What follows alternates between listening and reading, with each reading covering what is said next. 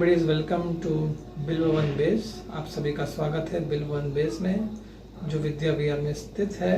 Somaiya college के बहुत ही पास में है। It is very close to the campus, Somaiya Vidya Vihar campus, and this is an outreach centre for preaching from Shri Radha Gopinath Temple in the Sumaya campus, and offers also facility to train youngsters who are unmarried students as well as professionals to discipline, lifestyle and the spiritual culture of Krishna consciousness. So therefore this base was established way back long in March 28th 2005 was the inauguration of the new facility. Base had already begun operations in 2003.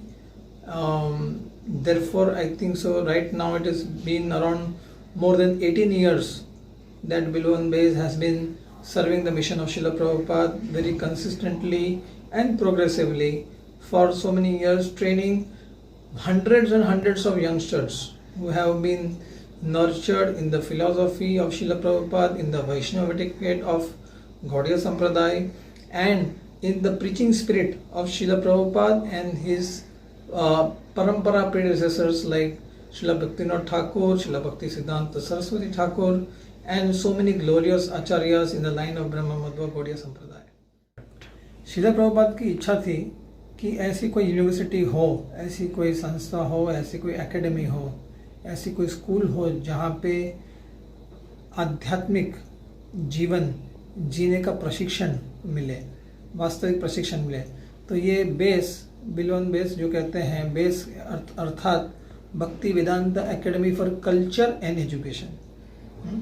Srila Prabhupada ji हमेशा कहते थे कि knowledge, education and culture and devotion, ये सबकी आवश्यकता होती है।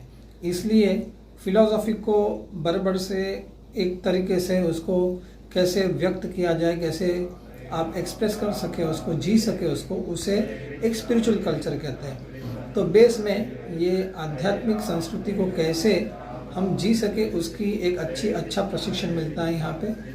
Base की दिनचर्या में सबसे पहले ब्रह्म मुहूर्त में उठने का निदान है, और इसमें सुबह उठकर सारे हमारे जो बॉयज़ होते हैं जो उठते हैं, उठकर स्नान करके अपने शरीर को 12 जगह पे वैष्णव तिलक से अलंकृत कर कर भगवान की आरती, मंगल आरती में वहाँ प्रस्तुत होते हैं।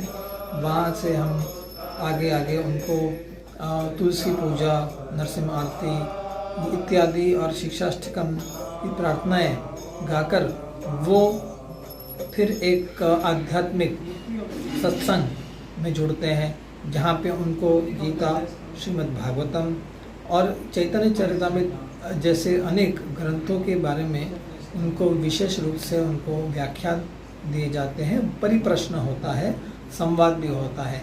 उसके पश्चात ये सारे भक्त अपने अपने समय अनुसार ये आपस में इसका संवाद करते हैं, इसके ऊपर परिचर्या करते हैं।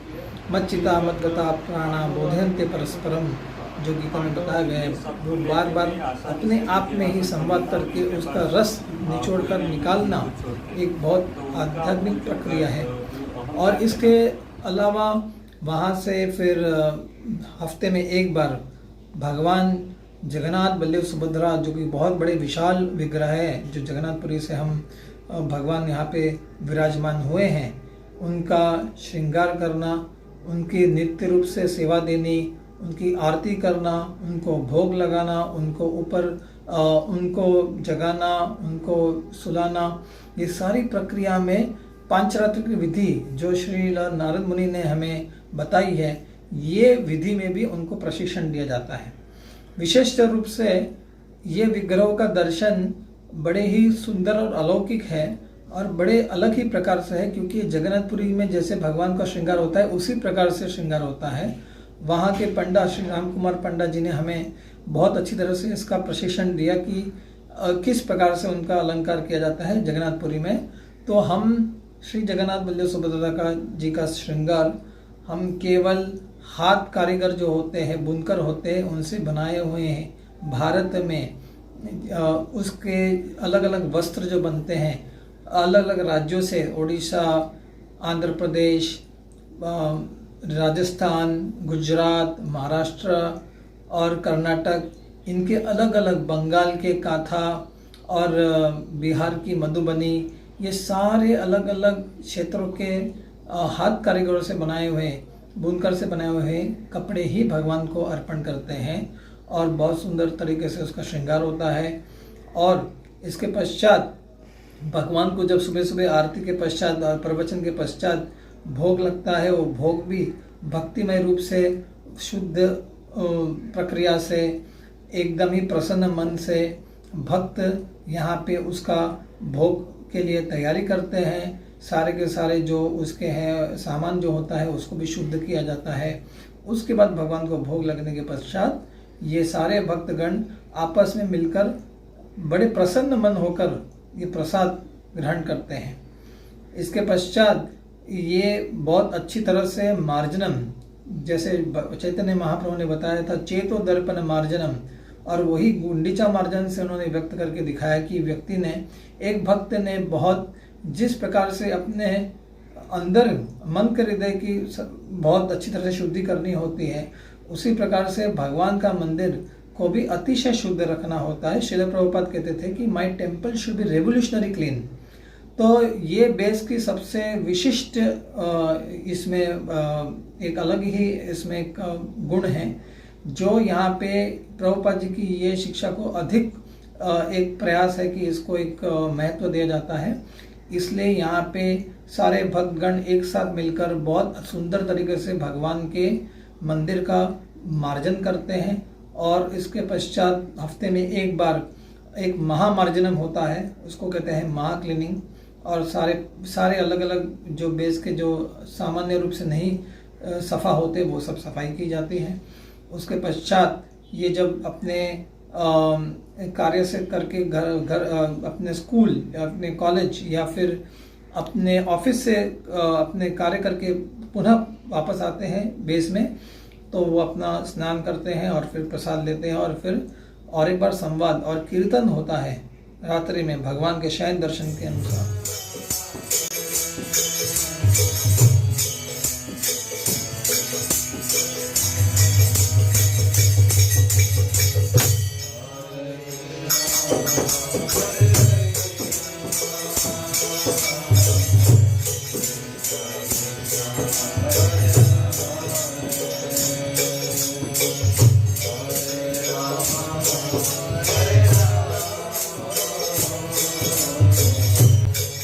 तो ये सारे क्रियाएं जो बेस में होती है उसके लिए अलग अलग स्थान भी हैं।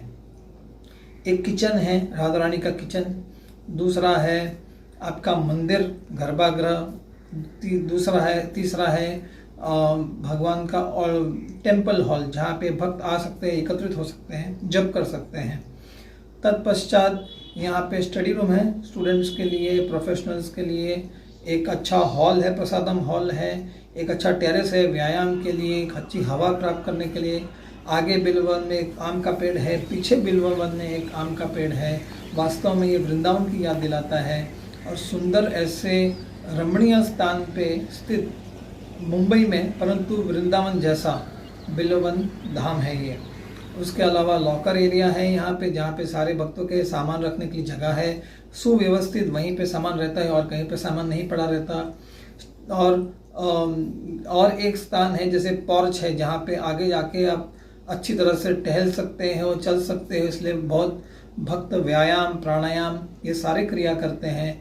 इसी प्रकार से गीता भागवत और ऐसी वैदिक जीवनशैली जीवन प्राप्त करके अपने जीवन में उनको किस आश्रम में आगे जाना है उसकी तैयारी की भी उनका प्रशिक्षण होता है। अगर वो ब्रह्मचारी बनना चाहते हैं तो उनको यहाँ पे उस प्रकार की प्रशिक्षण मिलता है। जिसको गृहस्थ बनना है उसको गृहस्थ मार्ग में क्या क्या करना है, क्या क्या संस्कार करने हैं, किस प्रकार से जीवन जीना है, जीवन शैली जीनी है, ये सारा प्रशिक्षण हम यहीं उनको देते हैं।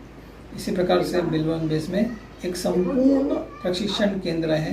एक व्यक्ति को एक मनुष्य बनाना और एक मनुष्य से एक भक्त बनाना और भक्त से एक सिद्ध बनाना, और इसी के लिए ये बेस प्रभुपाद जी के सारे जो निर्देश अनुसार ये सारे कार्य यहाँ पे होते हैं। हमारे पूज्य सत्यनारायण प्रभु जी बहुत ही कृपामय हैं। इन्होंने देखा कि यहाँ पे इतनी आवश्यकता थी, इतने सारे बच्चे आ रहे थे। यहाँ पे कुल मिलाकर हमेशा 15 से 20 के ऊपर ही भक्त रहे हैं।